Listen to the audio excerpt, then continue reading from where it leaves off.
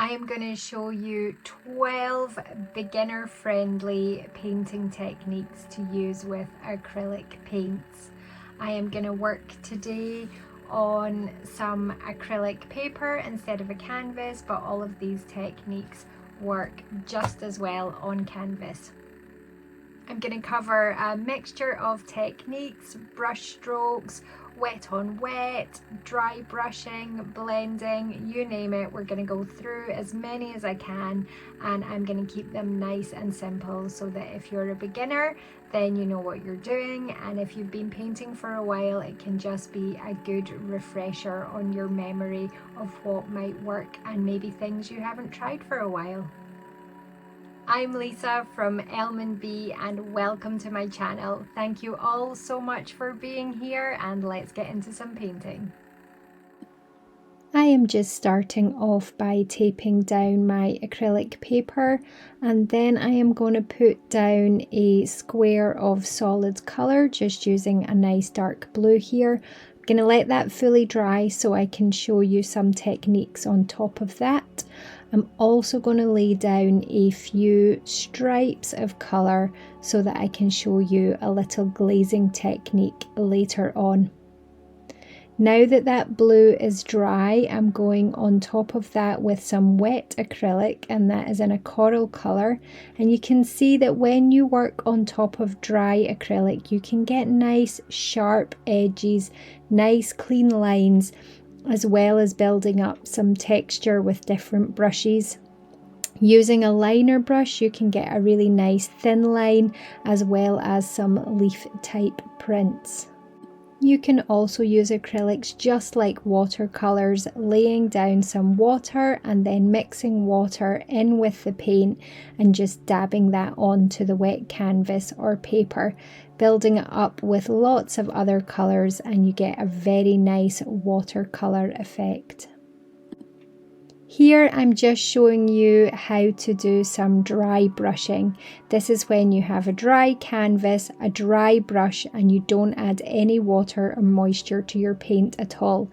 And as you can see, you can use it to get lots of lovely textures and fine layers onto your canvas. Next up, some wet and wet blending. So you want to work quickly so that your paint stays wet, and you just want to softly blend using a soft bristled brush between your colours to blend those colours in together gently and smoothly. Working in lots of light layers will help you get a really nice smooth blend. Just going to lay down a little background so that I can show you how to create some mist or fog, something that I love to add to my magical fairy landscapes. So I'm just painting in some blocks of colours and a little bit of a tree so that once that's dry, I can come back and show you how to create some magical mist.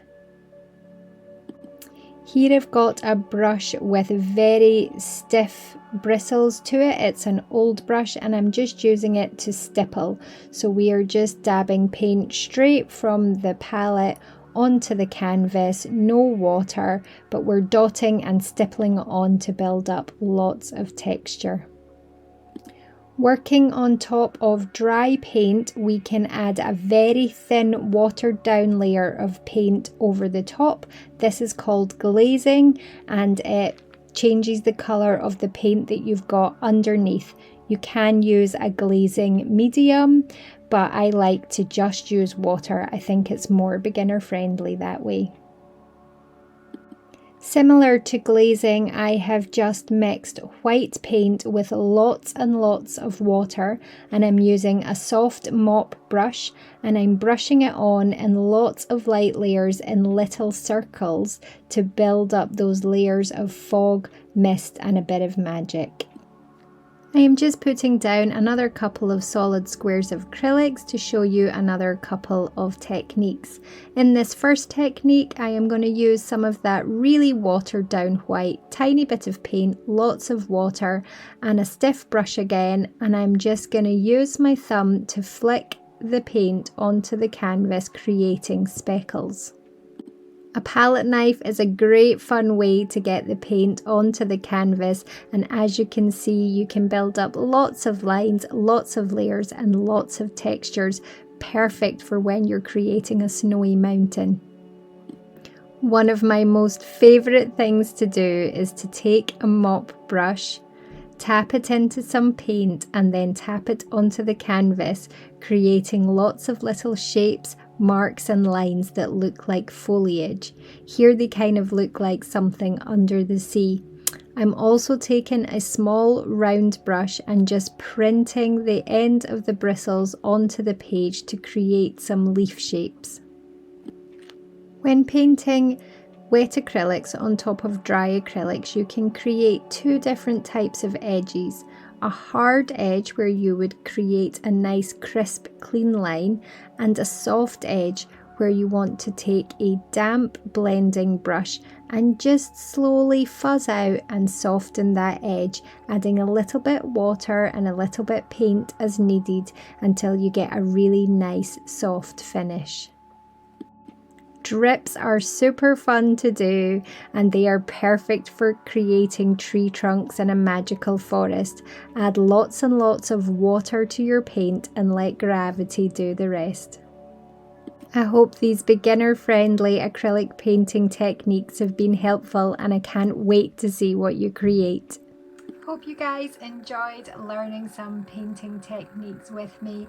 Please sprinkle that like button with some fairy dust, and I will be back next time with some more beginner friendly techniques. Bye for now.